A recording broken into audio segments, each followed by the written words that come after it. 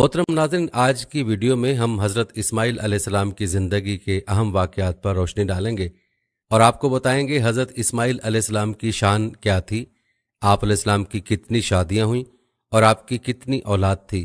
تمام تر تفصیلات آپ کو بتائیں گے اور یہ بھی بتائیں گے کہ تورات میں حضرت اسماعیل علیہ السلام کے بھائی کو ذبیح کیوں کہا گیا ہے اور اصل حقیقت کیا ہے۔ ویڈیو ایمان افروز اور دلچسپ ہونے والی ہے، لہٰذا ویڈیو کو آپ نے اسکپ نہیں کرنا اور آخر تک لازمی دیکھنا ہے۔ ناظرین، سب سے پہلے بات کرتے ہیں حضرت اسماعیل علیہ السلام کی پیدائش کی۔ یاد رہے کہ حضرت ابراہیم علیہ السلام کی پہلی شادی اپنی چچا زاد حضرت سارہ علیہ السلام سے ہوئی، لیکن وہ ایک عرصے تک اولاد کی نعمت سے محروم رہے۔ ایک دن حضرت سارہ نے ان سے فرمایا، آپ ہاجرہ سے نکاح کر لیں، شاید اللہ تعالیٰ ان کے بطن سے اولاد عطا فرما دے۔ دراصل یہ سب کچھ من جانب اللہ ہی تھا، چنانچہ ابراہیم علیہ السلام نے حضرت ہاجرہ کو اپنی زوجیت میں لے لیا اور پھر شادی کے 1 سال بعد ہی انہوں نے حضرت اسماعیل علیہ السلام کو جنم دیا۔ اس وقت حضرت ابراہیم علیہ السلام کی عمر مبارکہ 86 سال تھی۔ جب حضرت ہاجرہ امید سے تھی تو فرشتے نے آپ علیہ السلام کو لڑکا ہونے کی نوید سنائی اور اسماعیل نام رکھنے کو کہا۔ یاد رہے کہ حضرت اسماعیل علیہ السلام 1800 قبل مسیح میں پیدا ہوئے، لیکن ناظرین، حضرت ابراہیم علیہ السلام دعاؤں، آرزوؤں اور تمناؤں کے بعد پیرانہ سالی میں پہلے فرزند کی پیدائش پر خوشیوں کا بھرپور اظہار بھی نہ کر پائے تھے کہ انہیں اللہ کی طرف سے ایک آزمائش سے گزرنا پڑا۔ وہ اللہ رب العزت کے حکم پر نومولود لخت جگر اور فرما بردار بیوی کو ملک شام سے ہزاروں میل دور ایک ایسی وادی میں چھوڑ آئے کہ جہاں میلوں تک پانی تھا، نہ چرند پرند اور آدم تھا نہ آدم زاد۔ یوں وادی فاران کے سنگلاخ کالے پہاڑوں کے درمیان تپتے صحرا کے ایک بوڑھے درخت کے نیچے اللہ کی ایک نیک اور برگزیدہ بندی اپنے نومولود معصوم بیٹے کے ساتھ چند روز سے قیام پذیر رہیں۔ جو زاد راہ ساتھ تھا ختم ہو چکا، ماں بیٹا بھوک پیاس سے بے حال ہیں۔ ماں کو اپنی تو فکر نہیں، لیکن بھوکے پیاسے بچے کی بے چینی پر ممتا کی تڑپ فطری امر ہے۔ لیکن اس لکودک صحرا میں پانی کہاں؟ جوں جوں لخت جگر کی شدت پیاس میں اضافہ ہو رہا تھا، ممتا کی ماری ماں کی بے قراری بھی بڑھتی جا رہی تھی۔ اسی حالت اضطراب میں قریب واقع پہاڑی صفا پر چڑھی کہ شاید کسی انسان یا پانی کا کوئی نشان مل جائے، لیکن بے سود۔ تڑپتے دل کے ساتھ بھاگتے ہوئے ذرا دور دوسری پہاڑی مروا پر چڑھی، لیکن بے فائدہ۔ اس طرح دونوں پہاڑیوں کے درمیان پانی کی تلاش میں 7 چکر مکمل کر لیے۔ ادھر اللہ جل شانہ نے حضرت جبرائیل امین کے ذریعے شیر خوار اسماعیل علیہ السلام کے قدموں تلے دنیا کے سب سے متبرک اور پاکیزہ پانی کا چشمہ جاری کر دیا اور رہتی دنیا تک کے لیے پیغام دے دیا کہ اللہ پر توکل کرنے والے صابر و شاکر بندوں کو ایسے ہی بیش قیمت انعامات سے نوازا جاتا ہے۔ ناظرین، آب زمزم کے بارے میں حضرت عبداللہ بن عباس رضی اللہ تعالیٰ عنہ سے روایت ہے کہ نبی کریم صلی اللہ علیہ وآلہ وسلم نے فرمایا کہ اللہ پاک حضرت اسماعیل علیہ السلام کی والدہ پر رحمت فرمائے، اگر وہ پانی سے چلو نہ بھرتی اور اسے رکنے کا نہ کہتی تو ایک بہتا ہوا چشمہ ہوتا۔ یاد رہے کہ آب زمزم غذا بھی ہے اور شفا بھی، دوا ہے اور دعا بھی۔ اللہ تعالیٰ نے نہ صرف ماں بیٹے کے لیے بہترین غذا کا بندوبست کیا، بلکہ تا قیامت مسلمانوں کے فیض یاب ہونے کا وسیلہ بنا دیا۔ اور ناظرین، اللہ پاک کی منشا تھی کہ اس جگہ کو دنیا کا مقدس ترین شہر بنا دیا جائے۔ چنانچہ حضرت ہاجرہ اپنے صاحبزادے کے ساتھ وہیں رہ رہی تھی کہ ایک روز عرب کے قبیلے بنو جرہم کے کچھ لوگ پانی کی تلاش میں وہاں پہنچے اور حضرت ہاجرہ کی اجازت سے وہاں رہائش اختیار کر لی۔ پھر دوسرے قبائل بھی وہاں آ کر آباد ہوئے اور یوں دیکھتے ہی دیکھتے وہ سنسان صحرا دنیا کے سب سے مقدس و متبرک اور عظیم شہر مکہ مکرمہ میں تبدیل ہو گیا۔ حضرت ہاجرہ علیہ السلام نے بیٹے کی پرورش اور تعلیم و تربیت پر خصوصی توجہ دی۔ ناظرین، 13 سال کا طویل عرصہ جیسے پلک جھپکتے گزر گیا۔ حضرت اسماعیل علیہ السلام مکے کی مقدس فضاؤں میں آب زمزم پی کر اور صبر و شکر کے پے کر عظیم ماں کی آغوش تربیت میں پروان چڑھتے ہوئے بہترین صلاحیتوں کے مالک خوبصورت نوجوان کا روپ دھار چکے تھے کہ ایک دن حضرت ابراہیم علیہ السلام تشریف لائے اور فرمایا، اے بیٹا، میں خواب دیکھتا ہوں کہ گویا تمہیں ذبح کر رہا ہوں، تو تم سوچو کہ تمہارا کیا خیال ہے؟ فرما بردار بیٹے نے سر تسلیم خم کرتے ہوئے فرمایا، ابا جان، آپ کو جو حکم ہوا ہے وہی کیجئے، اللہ نے چاہا تو آپ مجھے صابرین میں پائیں گے۔ حضرت اسماعیل علیہ السلام کا یہ سعادت مندانہ جواب دنیا بھر کے بیٹوں کے لیے آداب فرزندی کی ایک شاندار مثال ہے۔ حضرت ابراہیم علیہ السلام نے بیٹے کا جواب سنا تو انہیں سینے سے لگایا اور حضرت حاجرہ کے پاس لے آئے۔ فرمایا اے حاجرہ، آج ہمارے نور نظر کو آپ اپنے ہاتھوں سے تیار کر دیجئے۔ ممتا کے مقدس، شیریں اور انمول جذبوں میں ڈوبی ماں نے اپنے اکلوتے بیٹے کو نئی پوشاک پہنائی، آنکھوں میں سرما، سر میں تیل لگایا اور خوشبو میں رچا بسا کر باپ کے ساتھ باہر جانے کے لیے تیار کر دیا۔ اسی اثنا میں حضرت ابراہیم علیہ السلام بھی ایک تیز دھار چھری کا بندوبست کر چکے تھے، پھر بیٹے کو ساتھ لے کر مکے سے باہر مینا کی جانب چل دیے۔ ناظرین کہتے ہیں کہ شیطان نے باپ بیٹے کے درمیان ہونے والی گفتگو سن لی تھی۔ جب اس نے صبر و استقامت اور اطاعت خداوندی کا روح پرور منظر دیکھا تو مضطرب ہو گیا اور اس نے باپ بیٹے کو اس قربانی سے باز رکھنے کا فیصلہ کر لیا۔ چنانچہ جمرہ عقبہ کے مقام پر راستہ روک کر کھڑا ہو گیا۔ حضرت ابراہیم علیہ السلام کے ساتھ موجود فرشتے نے کہا یہ شیطان ہے، اسے کنکریاں ماریں۔ حضرت ابراہیم علیہ السلام نے اللہ اکبر کہہ کر اسے 7 کنکریاں ماری، جس سے وہ زمین میں دھنس گیا۔ ابھی آپ علیہ السلام کچھ ہی آگے بڑھے تھے کہ زمین نے اسے چھوڑ دیا اور وہ جمرہ وسطیٰ کے مقام پر پھر ورغلانے کے لیے آ موجود ہوا۔ حضرت ابراہیم علیہ السلام نے دوبارہ کنکریاں ماری، وہ پھر زمین میں دھنسا، لیکن آپ علیہ السلام کچھ ہی آگے بڑھے تھے کہ وہ جمرہ اولا کے مقام پر پھر موجود تھا۔ حضرت ابراہیم علیہ السلام نے تیسری بار اللہ اکبر کہہ کر کنکریاں ماریں تو وہ زمین میں دھنس گیا۔ ناظرین، اللہ تبارک تعالیٰ کو ابراہیم خلیل اللہ کا شیطان کو کنکریاں مارنے کا عمل اس قدر پسند آیا کہ اسے رہتی دنیا تک کے لیے حج کے واجبات میں شامل فرما دیا۔ ناظرین کہتے ہیں کہ شیطان اپنی ناکامی پر بڑا پریشان تھا۔ 3 مرتبہ کی کنکریوں نے اس کے جسم کو زخموں سے چور کر دیا تھا۔ اچانک سے ایک نئی چال سوجی اور وہ عورت کا بھیس بدل کر بھاگم بھاگ حضرت حاجرہ کی خدمت میں حاضر ہوا اور بولا اے اسماعیل کی ماں، تمہیں علم ہے کہ ابراہیم تمہارے لخت جگر کو کہاں لے گئے ہیں؟ حضرت حاجرہ نے فرمایا ہاں، وہ باہر گئے ہیں، شاید کسی دوست سے ملنے گئے ہو۔ شیطان نے اپنے سر پر ہاتھ مارتے ہوئے کہا وہ تیرے بیٹے کو ذبح کرنے وادی مینا میں لے گئے ہیں۔ حضرت حاجرہ نے حیرت اور تعجب کا اظہار کرتے ہوئے فرمایا یہ کیسے ممکن ہے کہ ایک شفیق اور مہربان باپ اپنے چہیتے اور اکلوتے بیٹے کو ذبح کر دے؟ اس موقع پر بے ساختہ شیطان کے منہ سے نکلا وہ یہ سب اللہ تعالیٰ کے حکم پر کر رہے ہیں۔ یہ سن کر صبر و شکر اور اطاعت و فرمانبرداری کی پیکر اللہ کی برگزیدہ بندی نے فرمایا اگر یہ اللہ تعالیٰ کا حکم ہے تو ایک اسماعیل کیا، اس کے حکم پر 100 اسماعیل قربان ہیں۔ ناظرین کہتے ہیں کہ شیطان یہاں سے نامراد ہو کر واپس مینا کی جانب پلٹا، لیکن وہاں کا ایمان افروز منظر دیکھ کر اپنے سر پر خاک ڈالنے اور چہرہ پیٹنے پر مجبور ہو گیا۔ وادی مینا کے سیاہ پہاڑ، نیلے شفاف آسمان پر روشن آگ برساتا سورج، فلک پر موجود تسبیح و تہلیل میں مصروف ملائکہ، اللہ کی راہ میں اپنی متاع عزیز کی قربانی کا مہیر العقول منظر دیکھنے میں محو تھے۔ مکے سے آنے والی گرم ہوائیں بھی مینا کی فضاؤں میں موجود عبادت و اطاعت، تسلیم و رضا اور صبر و شکر کی ایک عظیم داستان رقم ہوتے دیکھ رہی تھیں۔ روایت میں آتا ہے کہ جب حضرت ابراہیم علیہ السلام نے حضرت اسماعیل علیہ السلام کو لیٹنے کی ہدایت دی تو حضرت اسماعیل علیہ السلام نے فرمایا ابا جان، میں پیشانی کے بل لیٹتا ہوں تاکہ آپ کا چہرہ مجھے نظر نہ آئے، اور آپ علیہ السلام بھی اپنی آنکھوں پر پٹی باندھ لیں تاکہ جب آپ علیہ السلام مجھے ذبح کر رہے ہوں تو شفقت پدری کے امر الہی پر غالب آنے کا امکان نہ رہے۔ صبر و استقامت کے کوہ گراں والد نے گوشہ جگر کے مشورے پر عمل کیا، اور جب اسماعیل علیہ السلام لیٹ گئے تو تکمیل احکام خداوندی میں تیز دھار چھری کو پوری قوت کے ساتھ لخت جگر کی گردن پر پھیر دیا۔ باپ بیٹے کی اس عظیم قربانی پر قدرت خداوندی جوش میں آئی اور اللہ جل شانہ کے حکم سے حضرت جبرائیل علیہ السلام جنت کے باغات میں پلے سفید رنگ کے خوبصورت مینڈھے کو لے کر حاضر ہوئے۔ ابراہیم خلیل اللہ نے ذبح سے فارغ ہو کر آنکھوں سے پٹی ہٹائی تو حیرت زدہ رہ گئے۔ بیٹے کی جگہ ایک حسین مینڈھا ذبح ہوا پڑا تھا، جبکہ اسماعیل علیہ السلام قریب کھڑے مسکرا رہے تھے۔ اسی اثنا میں غیب سے آواز آئی اے ابراہیم، تم نے اپنا خواب سچا کر دکھایا، بے شک ہم نیکی کرنے والوں کو ایسا ہی بدلہ دیا کرتے ہیں۔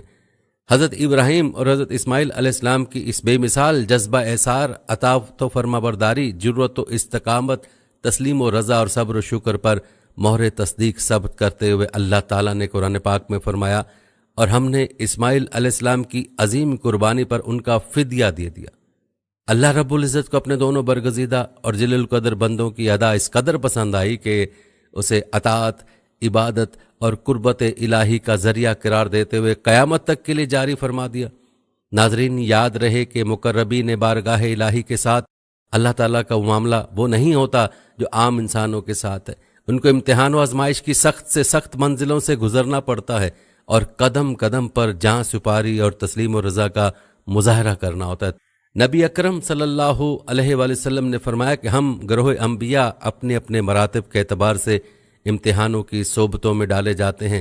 ابراہیم علیہ السلام بھی چونکہ جلیل القدر نبی اور پیغمبر تھے، اس لیے ان کو بھی مختلف آزمائشوں سے دوچار ہونا پڑا، اور اپنی جلالت قدر کے لحاظ سے ہر دفعہ امتحان میں کامل و مکمل ثابت ہوئے۔ جب ان کو آگ میں ڈالا گیا تو اس وقت جس صبر اور رضا بقضائے الہی کا انہوں نے ثبوت دیا اور جس عزم و استقامت کو پیش کیا، وہ انہی کا حصہ تھا۔ اس کے بعد جب اسماعیل اور ہاجرہ علیہ السلام کو فاران کے بیابان میں چھوڑ آنے کا حکم ملا تو وہ بھی معمولی امتحان نہ تھا، آزمائش اور سخت آزمائش کا تھا۔ بڑھاپے اور پیری کی تمناؤں کے مرکز، راتوں اور دنوں کی دعاؤں کے ثمر اور گھر کے چشم و چراغ اسماعیل کو صرف حکم الہی کی تعمیل و امتثال میں ایک بے آب و گیا جنگل میں چھوڑتے ہیں، اور پیچھے پھر کر بھی نہیں اس کی طرف دیکھتے کہ کہیں ایسا نہ ہو کہ شفقت پدری جوش میں آ جائے اور امتثال امر الہی میں کوئی لغزش ہو جائے۔ ان دونوں کٹھن منزلوں کو عبور کرنے کے بعد ایک تیسرے امتحان کی تیاری ہے جو پہلے دونوں سے بھی زیادہ جاں گسل امتحان ہے۔ حضرت ابراہیم علیہ السلام 3 شب مسلسل خواب دیکھتے ہیں کہ اللہ تعالیٰ فرماتا ہے، اے ابراہیم تو ہماری راہ میں اپنے اکلوتے بیٹے کی قربانی دے۔ انبیاء علیہ السلام کا خواب رویا صادقہ اور وحی الہی ہوتا ہے، اس لیے ابراہیم علیہ السلام رضا و تسلیم کا پیکر بن کر تیار ہو گئے کہ خدا کے حکم کی جلد سے جلد تعمیل کریں، مگر چونکہ یہ معاملہ تنہا اپنی ذات سے وابستہ نہ تھا بلکہ اس آزمائش کا دوسرا جز وہ بیٹا تھا جس کی قربانی کا حکم دیا گیا تھا، اس لیے باپ نے بیٹے کو اپنا خواب اور خدا کا حکم سنایا۔ ناظرین، بیٹا بھی آخر ابراہیم جیسے مجدد انبیاء اور رسل کا بیٹا تھا، فوراً سر تسلیم خم کر دیا اور کہنے لگا کہ اگر خدا کی یہی مرضی ہے تو انشاءاللہ آپ مجھ کو صابر پائیں گے، اور آخر ابراہیم علیہ السلام اس قربانی میں بھی پورے اترے۔ ان واقعات کا تفصیلی تذکرہ ملاحظہ کر چکے ہیں۔ ناظرین، یہی وہ قربانی ہے جو اللہ تعالیٰ کی بارگاہ میں ایسی مقبول ہوئی کہ بطور یادگار ہمیشہ کے لیے ملت ابراہیمی کا شعار قرار پائی، اور آج بھی ذی الحج کی 10ویں تاریخ کو تمام دنیا اسلام میں یہ شعار اسی طرح منایا جاتا ہے۔ ناظرین، اس قربانی کے حوالے سے ایک سوال جو اکثر اٹھایا جاتا ہے وہ یہ ہے کہ ذبیح کون ہے، اسماعیل علیہ السلام یا اسحاق علیہ السلام؟ ناظرین، یاد رکھیں قرآن مجید نے اگرچہ ذبیح کا نام نہیں لیا، مگر جس طرح اس واقعے کا تذکرہ کہ اس سے بغیر کسی کنج و کاؤ کے یہ ظاہر ہوتا ہے کہ نص قرآنی اسماعیل کو ذبیح بتاتی، اور یہی واقعہ اور حقیقت ہے۔ سورہ صافات میں اس واقعے کو اس طرح بیان کیا گیا ہے، اے پروردگار، مجھ کو ایک نیکوکار لڑکا عطا کر، پس بشارت دی ہم نے ان کو بردبار لڑکے کی۔ پھر جب اس سن کو پہنچا کہ باپ کے ساتھ دوڑنے لگے، ابراہیم نے کہا، ہے میرے بیٹے، میں نے خواب میں دیکھا ہے کہ میں تجھے ذبح کر رہا ہوں، بس تو دیکھ کیا سمجھتا ہے۔ کہا، اے میرے باپ، جس بات کا تجھے حکم کیا گیا ہے وہ کر، اگر اللہ نے چاہا تو مجھ کو صبر کرنے والوں میں سے پائے گا۔ پس جب ان دونوں نے رضا و تسلیم کو اختیار کر لیا اور پیشانی کے بل اس بیٹے کو پچھاڑ دیا، ہم نے اس کو پکارا، اے ابراہیم، تو نے خواب سچ کر دکھایا، بے شک ہم اسی طرح نیکوکاروں کو بدلہ دیا کرتے ہیں۔ بلا شبہ یہ کھلی ہوئی آزمائش ہے، اور بدلہ دیا ہم نے اس کو بڑے ذبح یعنی مینڈے کے ساتھ، اور ہم نے آنے والی نسلوں میں اس کے متعلق یہ باقی چھوڑا کہ ابراہیم پر سلام ہو۔ اس طرح ہم نیکوکاروں کو بدلہ دیا کرتے ہیں، بے شک وہ ہمارے مومن بندوں میں سے ہے، اور بشارت دی ہم نے اس کو اسحاق کی جو نبی ہوگا اور نیکوکاروں میں سے ہوگا، اور برکت دی ہم نے اس پر اور اسحاق پر۔ ناظرین، اگر غور کریں تو ان آیات میں ابراہیم علیہ السلام کے 2 صاحبزادوں کی بشارت کا ذکر ہے۔ پہلے لڑکے کا نام نہیں لیا اور غلام حلیم کہہ کر اس کے ذبح عظیم کے واقعے کا تذکرہ کیا، اور اس کے بعد دوسرے لڑکے کی بشارت کا ذکر نام لے کر کیا کہ بشرناہ باسحاق، اور یہ طے شدہ عمر ہے کہ ابراہیم علیہ السلام کے دونوں صاحبزادوں اسماعیل و اسحاق علیہ السلام میں سے اسماعیل بڑے ہیں اور اسحاق چھوٹے ہیں۔ بس جبکہ چھوٹے لڑکے کا ذکر بعد کی آیت میں نام لے کر دیا گیا تو پہلی آیت میں اسماعیل علیہ السلام کے علاوہ اور کس کا ذکر ہو سکتا ہے؟ بلا شبہ وہ اسماعیل علیہ السلام ہی ہیں جنہوں نے ستجدنی انشاءاللہ من الصابرین کہہ کر وَتَلَّتُ لِلْجَبْعِينَ کا مظاہرہ کر کے وَفَدَيْنَاهُ بِذِبْحٍ عظیم کا اعزاز حاصل کیا۔ علاوہ ازیں صرف قرآن عزیز ہی اسماعیل علیہ السلام کو ذبیح نہیں کہتا، بلکہ تورات کی عبارت کو اگر غور سے مطالعہ کیا جائے تو وہ بھی یہی بتاتی ہے کہ اسماعیل علیہ السلام اور صرف اسماعیل علیہ السلام ہی ذبیح ہیں۔ ناظرین، یہودیوں نے کوشش کی ہے کہ وہ ذبیح کے ساتھ حضرت اسحاق علیہ السلام کا نام جوڑ دیں، اور اسی وجہ سے اس سوال نے جنم بھی لیا ہے کہ ذبیح کون ہے، اسماعیل یا اسحاق علیہ السلام؟ آئیے آپ کو بتاتے ہیں کہ تورات کی آیت میں اس کا ذکر کیسے کیا گیا اور حقیقت کیا ہے۔ تورات کی آیت میں یوں ذکر ہے، ان باتوں کے بعد یوں ہوا کہ خدا نے ابراہیم کو आजमाया और उसे कहा कि तू अपने बेटे, हाँ अपने अकलौते बेटे को जिसको तू प्यार करता है, इसहाक को ले और ज़मीन मोरिया में जा और इसे वहाँ पहाड़ों में से एक पर जो मैं तुझे बताऊंगा सोख्तनी कुर्बानी के लिए चढ़ा। तब खुदावंद के फरिश्ते ने दोबारा आसमान पर से इब्राहिम को पुकारा और कहा कि खुदावंद फरमाता, इसलिए कि तूने ऐसा काम किया और अपना अकलौता ही बेटा दरेग न रखा, मैंने अपनी कसम खाई कि मैं तुझे बरकत दूंगा। तौरात की उन हर दो इबारत के निशान ज़दा फिक्रों, अपने अकलौते बेटे और अपना अकलौता ही बेटा को देखिए, और फिर तौरात की उन गुज़श्ता आयात को पढ़िए कि जिनमें इस्माइल अलैहिस्सलाम को हज़रत इब्राहिम अलैहिस्सलाम का अकलौता बेटा बताया गया। क्योंकि इस्माइल जब 14 बरस के हो चुके हैं तब इसहाक अलैहिस्सलाम की विलादत हुई है। क्या इनसे साफ तौर से वाज़ेह नहीं होता कि ज़बी जैसे एजाज़ को बनी इसराइल के साथ वाबस्ता करने की गलत हिर्स थी, जिसने यहूद को इस तहरीफ पर आमादा किया कि उन्होंने इस इबारत में अकलौते बेटे के फ़िक्रे के साथ इसहाक का नाम बेमहल जोड़ दिया। बस ये इजाफा तौरात की तसरीहात के भी खिलाफ है और नस कुरानी के भी और वाक़या हकीकत के भी कतन खिलाफ है।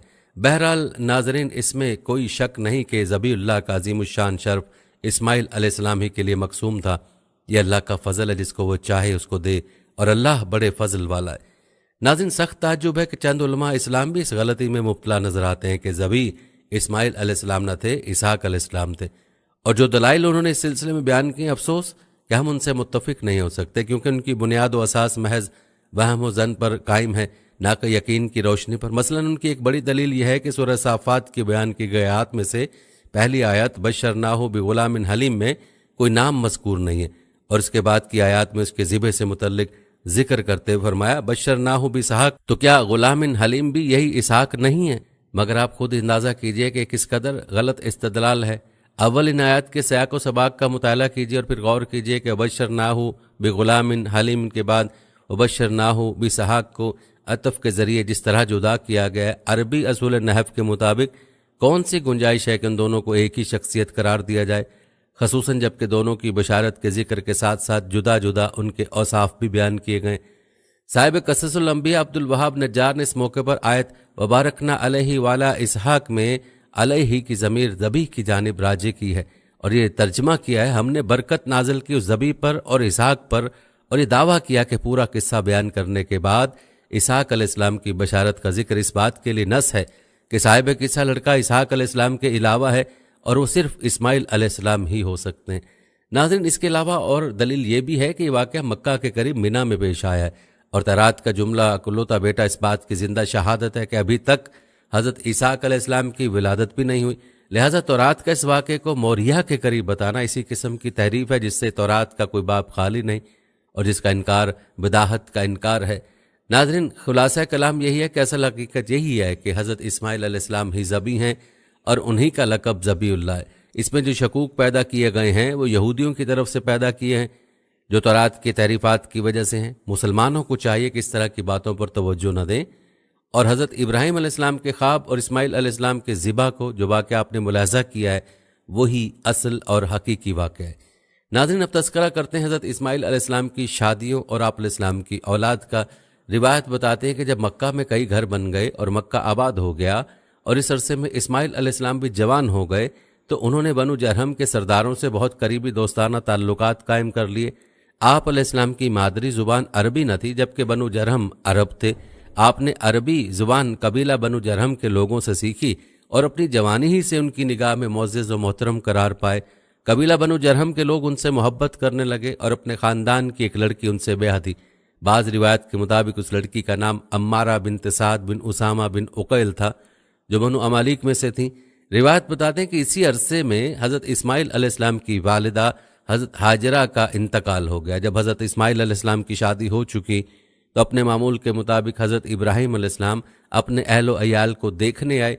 हज़रत इस्माइल अलैहिस्सलाम उस वक्त अपने घर में ना थे। उन्होंने अपनी बहू से पूछा, इस्माइल कहाँ हैं? उन्होंने जवाब दिया, वो रोज़ी की तलाश में गए हैं। इब्राहिम अलैहिस्सलाम ने पूछा, तुम्हारा गुजारा कैसे होता है? उन्होंने शिकायत की और कहा कि बहुत ज़्यादा तंगी से वक्त गुजर रहा है। साथ ही बहुत सारी और मुश्किलात भी बयान की। हज़रत इब्राहिम अलैहिस्सलाम ने फरमाया, जब तुम्हारे शोहर आ जाएं तो उनको मेरा सलाम कहना और उनसे कहना कि अपने दरवाजे की चौखट बदल दें। ये पैगाम देकर हज़रत इब्राहिम अलैहिस्सलाम वापस रवाना हो गए। जब हज़रत इस्माइल अलैहिस्सलाम घर तशरीफ़ लाए तो उन्होंने कुछ महसूस किया और अहलिया से पूछा, क्या तुम्हारे पास कोई मेहमान आया था? उसने कहा, हाँ, एक बुजुर्ग आए थे। انہوں نے آپ کے متعلق سوال کیا تو میں نے ان کو بتا دیا، پھر انہوں نے ہماری زندگی کے متعلق سوال کیا تو میں نے ان کو بتا دیا کہ ہم لوگ بڑی مشقت اور بڑی پریشانی میں ہیں۔ یہ سن کر حضرت اسماعیل علیہ السلام نے پوچھا، کیا انہوں نے تمہیں کسی چیز کی وصیت بھی کی تھی؟ بیوی نے کہا، ہاں، انہوں نے حکم دیا کہ میں آپ کو سلام کہہ دوں، اور یہ بھی کہا کہ آپ اپنے دروازے کی چوکھٹ کو تبدیل کر دیں۔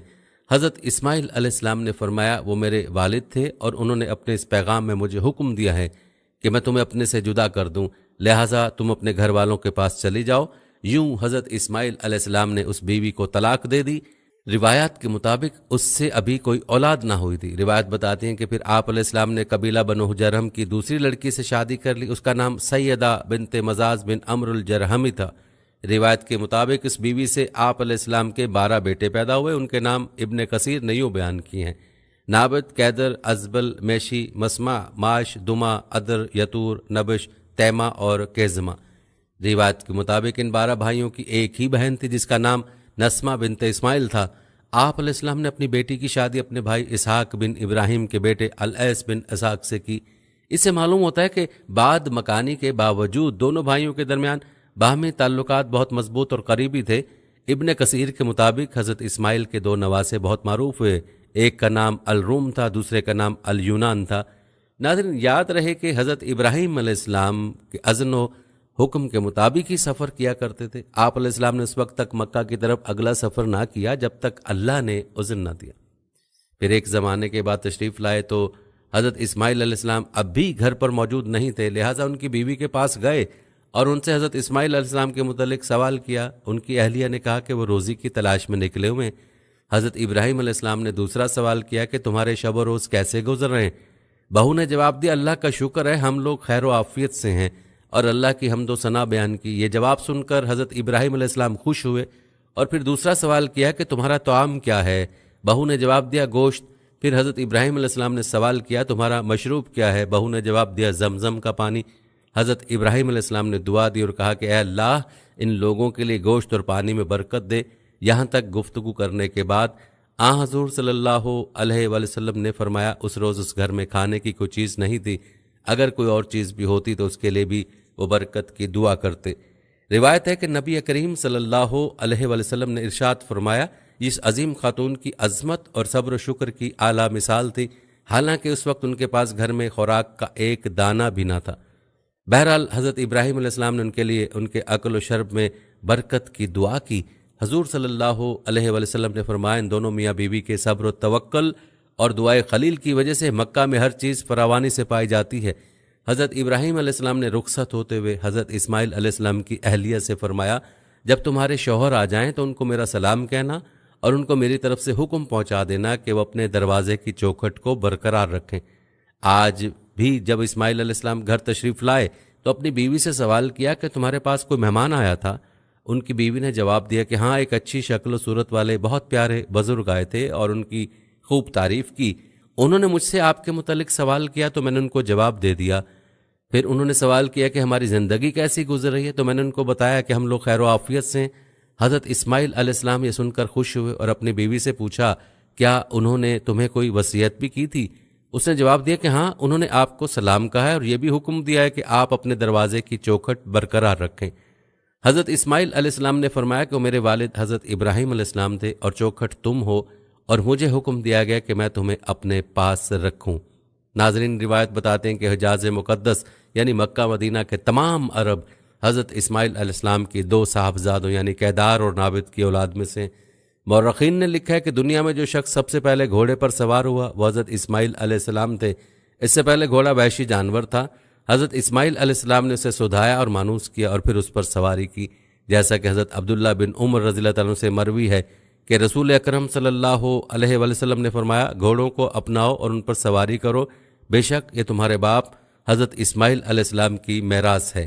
اور اموی رحمۃ اللہ علیہ ایک حدیث بیان کرتے ہیں کہ رسول اکرم صلی اللہ علیہ وآلہ وسلم نے فرمایا کہ پہلا شخص جس نے واضح عربی زبان کے ساتھ زبان کھولی وہ اسماعیل علیہ السلام ہے، اور یہ اس وقت 14 سال کی عمر کے تھے۔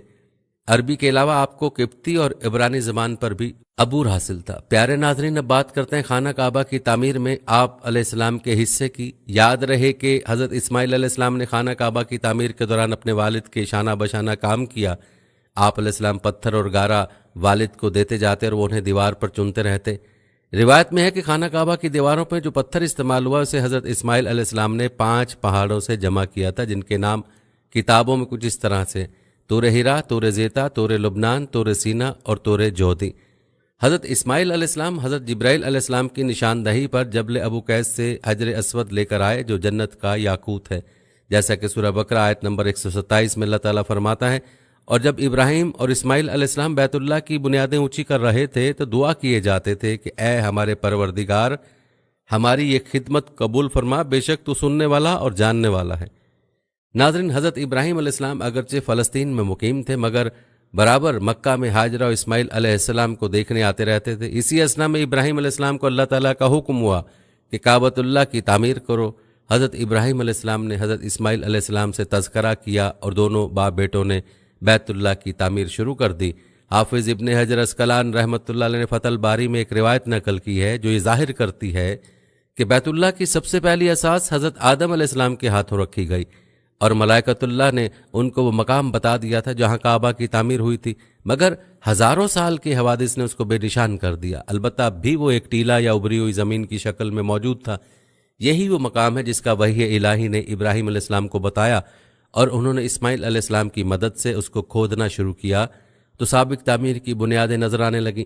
उन्हीं बुनियादों पर बैतुल्लाह की तामीर की गई, मगर कुरान मजीद ने बैतुल्लाह की तामीर का मामला हज़रत इब्राहिम अलैहिस्सलाम से ही शुरू किया है और इससे पहली हालत का कोई तज़किरा नहीं किया। हासिल ये कि उस वाक़े से कबल तमाम कायनात और दुनिया के गोशे गोशे में बुतों और सितारों की परस्तिश के लिए हैकल और मंदिर मौजूद थे और उन्हीं के नामों पर बड़ी बड़ी तामीरात की जाती थीं। नाज़रीन, रिवायत बताते हैं कि मिस्रियों के यहाँ सूरज देवता इजरीस, उजरीस, हैरिसिस और बौल देवता सभी के नाम पर हैकल और मंदिर थे।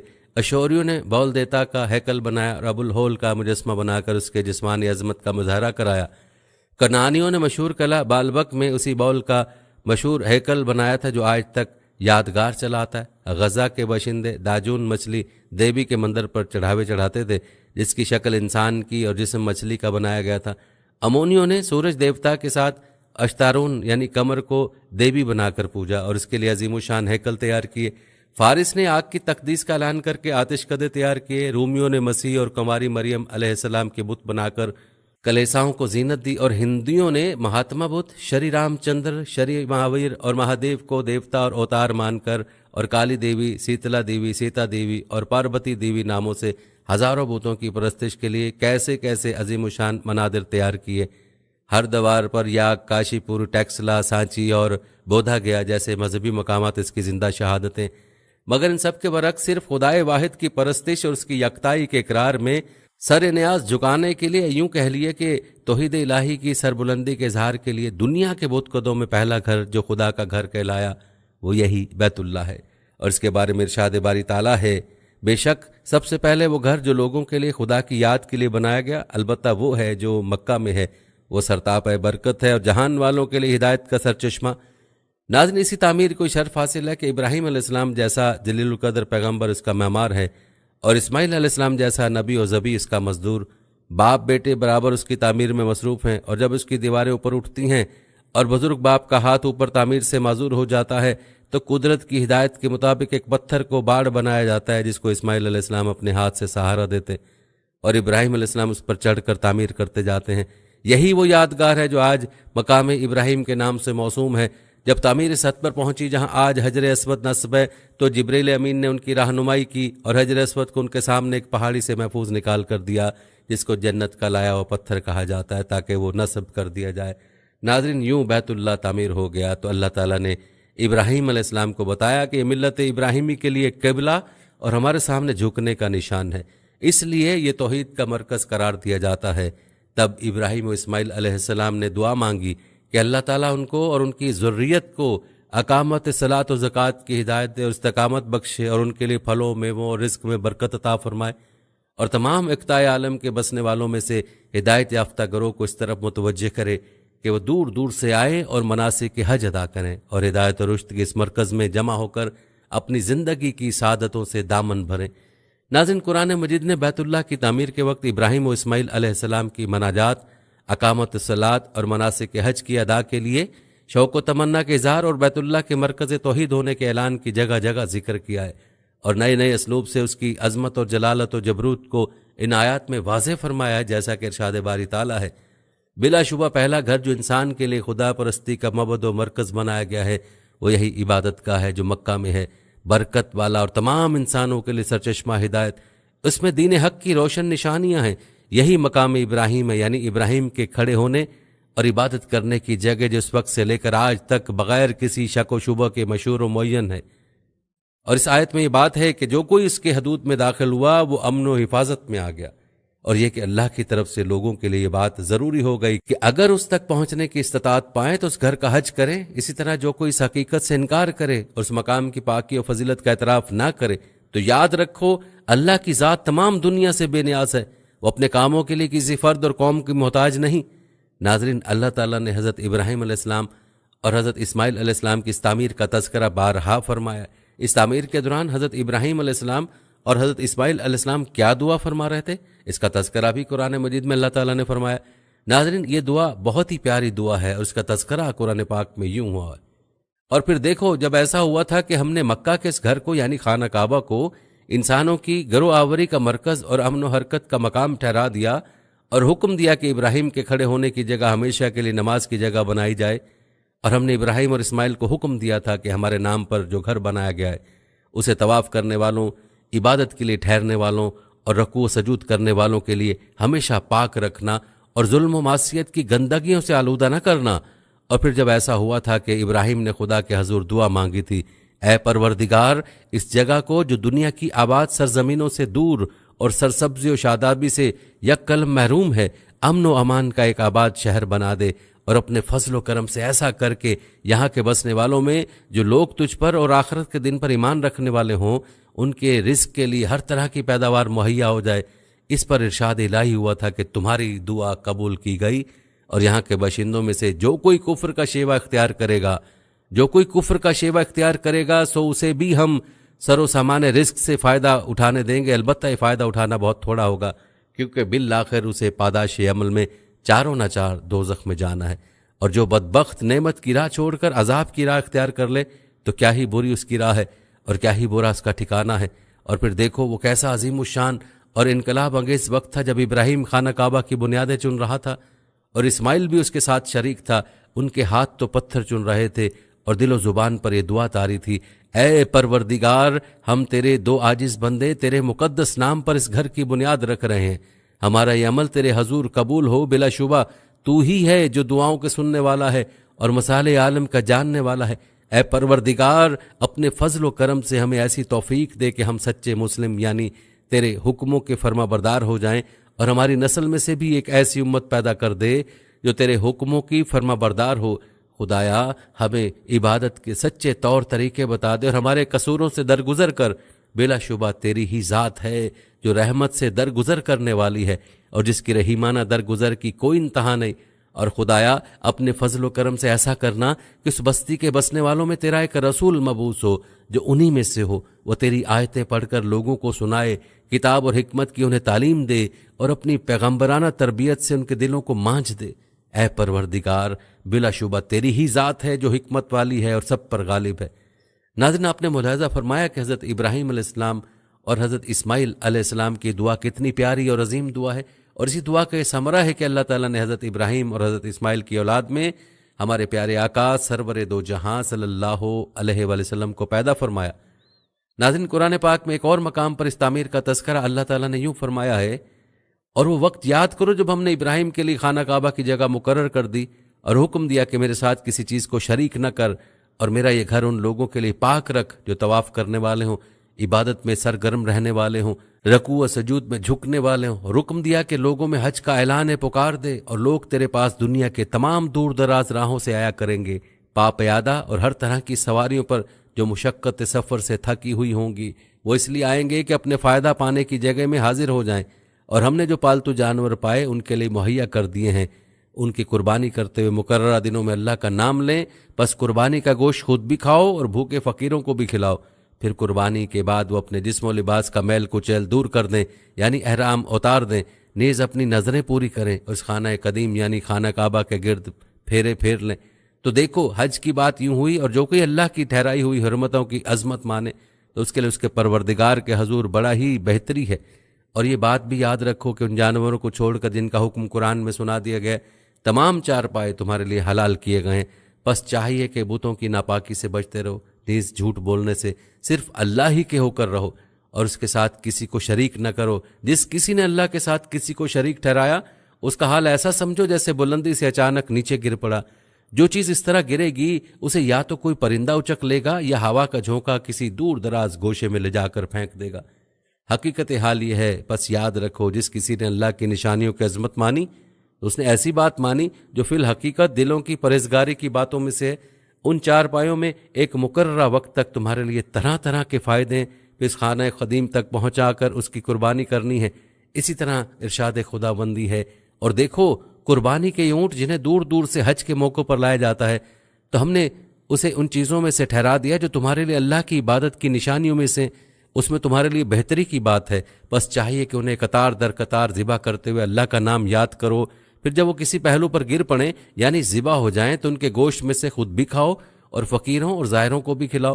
اس طرح ہم نے ان جانوروں کو تمہارے لیے مسخر کر دیا تاکہ احسان الہی کے شکر گزار ہوں۔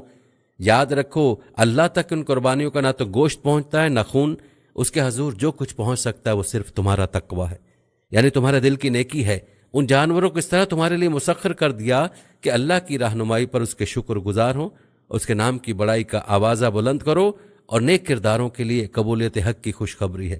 ناظرین، یہ تھا تذکرہ تعمیر کعبہ کا اور اس کی تعمیر کے مقصد کا جو کہ اللہ تعالیٰ نے قرآن پاک میں بیان فرمایا۔ وہی کعبہ جس کی تعمیر کے لیے اللہ تعالیٰ نے حضرت اسماعیل علیہ السلام اور ان کی والدہ کی ابتدائی قربانی کو بنیاد بنایا، اور اپنے خلیل کو حکم دیا کہ ننھے اسماعیل کو اور اپنی بیوی ہاجرہ کو اس مقام پر چھوڑ دو جو بیابان تھی۔ اس بیابان جگہ کو اس طرح آباد فرمایا جس کی تفصیل گزر چکی ہے کہ ننھے اسماعیل کی ایڑیوں کے نیچے دنیا کے بابرکت ترین پانی کو جاری فرمایا، اور یوں مکہ کی آبادی کی بنیاد ڈلی، اور پھر خانہ کعبہ تعمیر ہوا، اور یہ مقام مسلمانوں کا قبلہ بھی ٹھہرا، اور اسی کو اللہ تعالیٰ نے حج کا مقام ٹھہرایا جہاں پوری دنیا کے مسلمان حاضر ہوتے ہیں اور حج و عمرہ کرتے ہیں۔ ناظرین، یاد رہے کہ خانہ کعبہ کا پہلا متولی ہونے کی سعادت بھی آپ علیہ السلام کے حصے میں، جیسا کہ تعمیر مکمل ہونے کے بعد حضرت ابراہیم علیہ السلام نے خانہ کعبہ کی صفائی، امامت اور آنے والے زائرین کی خدمت سمیت تمام کام حضرت اسماعیل علیہ السلام کے سپرد فرمائے، اور ان کو نصیحت و ہدایت دیتے ہوئے بیت اللہ شریف کا متولی مقرر فرمایا۔ پھر آپ علیہ السلام خود واپس ملک شام چلے گئے۔ کہتے ہیں کہ حضرت اسماعیل علیہ السلام کی وفات کے بعد آپ علیہ السلام کے بیٹے نابت بن اسماعیل کعبے کے متولی بنے۔ ناظرین، اب بات کرتے ہیں آپ علیہ السلام کی نبوت کے دائرے کی۔ یاد رہے کہ اللہ تعالیٰ نے حضرت اسماعیل علیہ السلام کو حجاز مقدس، اس کے آس پاس کی تمام آبادیوں، نیز قوم جرہم، قوم عمالیق اور اہل یمن کی طرف نبی بنا کر بھیجا، اور آپ علیہ السلام ہمارے پیارے نبی حضرت محمد مصطفیٰ صلی اللہ علیہ وسلم کے جد اعلیٰ ہیں۔ آپ کو بتاتے چلیں کہ قرآن مجید میں حضرت اسماعیل علیہ السلام کے 3 اوصاف نہایت صراحت کے ساتھ بیان کیے گئے۔ تعمیر کعبہ کے دوران اپنے والد حضرت ابراہیم علیہ السلام کے شانہ بشانہ شریک رہے۔ نمبر 2، آپ علیہ السلام وعدے کے بڑے پکے اور سچے تھے۔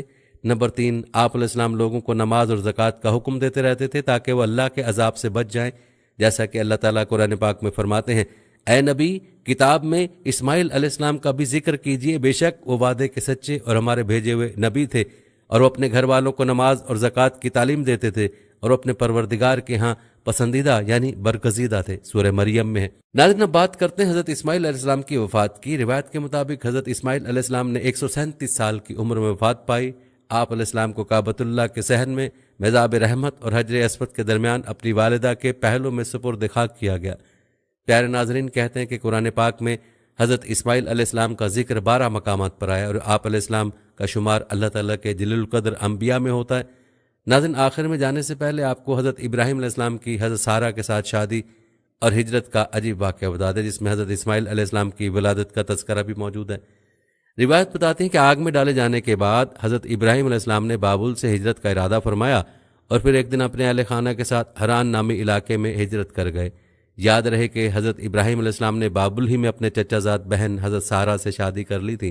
پھر اللہ تعالیٰ نے آپ علیہ السلام کو بیت المقدس جانے کا حکم فرمایا۔ اس وقت آپ کی عمر 75 سال تھی۔ بیت المقدس میں کچھ عرصہ قیام کے بعد آپ مصر ہجرت کر گئے۔ یہاں پر آپ علیہ السلام کے ساتھ عجیب واقعہ پیش آیا، اور اللہ تعالیٰ نے اپنی قدرت اور معجزے کا ظہور فرمایا۔ یہ واقعہ یوں نقل کیا جاتا ہے کہ حضرت ابراہیم علیہ السلام جس وقت مصر پہنچے تو وہاں فرعونوں کی حکومت تھی، اور عمر بن عمر تل-قیس وہاں کا فرعون بادشاہ تھا جو نہایت عیاش، ظالم اور جابر تھا۔ کسی نے بادشاہ کو بتایا کہ ہمارے شہر میں ایک پردیسی آیا ہے جس کے ساتھ ایک حسین و جمیل عورت بھی ہے۔ فرعون نے سن کر فوری طور پر حضرت ابراہیم علیہ السلام کو دربار میں طلب کیا اور حضرت سارہ علیہ السلام کے بارے میں سوال و جواب کیے۔ حضرت سارہ اللہ کی برگزیدہ بندی تھی اور انہیں اپنے اللہ پر بڑا یقین تھا، چنانچہ وہ طلب کرنے پر بادشاہ کے پاس تشریف لے گئیں۔ بادشاہ نے جب انہیں دیکھا تو خود پر قابو نہ رکھ سکا اور برے ارادے سے انہیں پکڑنے کے لیے آگے بڑھا۔ حضرت سارہ اس وقت اپنے رب سے دعا میں مصروف تھیں۔ جیسے ہی فرعون آگے بڑھا اس کے قدم زمین میں دھس گئے۔ بادشاہ بدحواس ہو گیا اور جلدی سے بولا، تم میرے لیے اپنے اللہ سے دعا کرو، میں تمہیں کوئی تکلیف نہیں پہنچاؤں گا۔ حضرت سارہ نے دعا فرمائی کہ اے اللہ، اگر یہ مر گیا تو کہا جائے گا کہ میں نے اسے قتل کیا، اے اللہ تو اسے آزاد کر دے۔ اس دعا کے بعد اللہ نے اسے آزاد کر دیا، لیکن وہ اپنی حرکت سے باز نہ آیا۔ دوبارہ آگے بڑھا تو مزید اندر گھس گیا۔ اس نے پھر دعا کے لیے کہا، حضرت سارہ نے دعا کی، وہ پھر آزاد ہو گیا۔ راوی کہتے ہیں کہ تیسری یا چوتھی بار میں وہ پکار اٹھا اور اپنے درباریوں سے کہا کہ تم میرے پاس کسی انسان کو نہیں لائے ہو۔ پھر اس نے حضرت سارہ کو عزت و احترام سے رخصت کیا، بلکہ ایک خادمہ حضرت ہاجرہ بھی ان کی خدمت میں پیش کی۔ کئی محققین کے مطابق حضرت ہاجرہ بادشاہ کی لونڈی نہیں بلکہ بیٹی تھیں۔ حضرت سارہ حضرت ہاجرہ کو ساتھ لے کر حضرت ابراہیم علیہ السلام کے پاس تشریف لائیں تو دیکھا کہ وہ نماز میں مصروف ہیں۔ فارغ ہو کر بیوی سے سوال کیا کہ کیا ہوا؟ حضرت سارہ نے جواب دیا کہ اللہ نے کافر کے مکر کو رد کر دیا اور فاجر کی برائی کو اس کے سینے میں دفن کر دیا۔ روایت بتاتے کہ اس واقعے کے بعد حضرت ابراہیم علیہ السلام دوبارہ فلسطین منتقل ہو گئے۔ کچھ عرصہ بیتا تو ایک دن حضرت سارہ نے حضرت ابراہیم علیہ السلام سے فرمایا کہ میں چاہتی ہوں کہ آپ علیہ السلام ہاجرہ سے نکاح کر لیں، شاید اللہ آپ علیہ السلام کو اولاد کی نعمت سے نواز دے۔ اس وقت تک آپ علیہ السلام کی اولاد نہیں ہوئی تھی، اور پھر حضرت سارہ نے آپ علیہ السلام کا نکاح حضرت ہاجرہ سے کروا دیا۔ اللہ تعالیٰ نے سال بھر بعد ہی حضرت ہاجرہ کے بطن سے حضرت اسماعیل علیہ السلام کو پیدا فرمایا۔ بعد ازاں حضرت ابراہیم اللہ تعالیٰ کے حکم سے حضرت ہاجرہ اور نومولود بیٹے کو لے کر فلسطین سے نامعلوم منزل کی جانب چل پڑے، اور یوں حضرت ابراہیم علیہ السلام اپنی زوجہ اور لخت جگر کے ساتھ صحراؤں، پہاڑوں اور میدانوں کو عبور کرتے ہوئے ایک ایسی وادی میں پہنچے جہاں دور دور تک چرند پرند تھے اور نہ ہی پانی کا نام و نشان۔ لیکن حیران کن طور پر اس وادی کے درمیان ایک بوڑھا درخت نہ جانے کب سے اپنے مکینوں کے انتظار میں تنہا کھڑا تھا۔ حضرت ابراہیم علیہ السلام نے اہلیہ کو دودھ پیتے معصوم جان جگر سمیت درخت کے نیچے بٹھایا، کھجور کا تھیلا اور پانی کا مشکیزہ پاس رکھا اور کچھ کہے بغیر واپسی کے لیے پلٹ گئے۔ ناظرین، اس سے آگے کی تفصیل پہلے گزر چکی ہے۔ یہ تھی ہماری آج کی ویڈیو جس میں آپ نے حضرت اسماعیل علیہ السلام کی زندگی کے مکمل حالات و واقعات ملاحظہ فرمائے۔ ناظرین، جانے سے پہلے کمنٹ سیکشن میں اپنی رائے کا اظہار ضرور کریں اور بتائیں کہ آپ اگلی ویڈیو کون سے اسلامک ٹاپک پر دیکھنا چاہتے ہیں۔ آپ کی قیمتی رائے ہمارے لیے بہت اہمیت رکھتی ہے، اور جانے سے پہلے ویڈیو کو شیئر ضرور کیجیے گا۔ ہم امید کرتے ہیں کہ آپ کو ہماری آج کی ویڈیو ضرور پسند آئی ہوگی۔ اگر آپ کو ہماری آج کی ویڈیو پسند آئی ہے تو اس کو لائک کریں۔ آخر میں ان لوگوں سے ایک بار پھر درخواست ہے کہ ہمارے چینل کو ضرور سبسکرائب کر لیں جنہوں نے ابھی تک ہمارا چینل سبسکرائب نہیں کیا ہوا۔ سبسکرائب کے ساتھ لگے گھنٹی کے بٹن کو بھی ضرور کلک کریں تاکہ آپ کو ہماری آنے والی مزید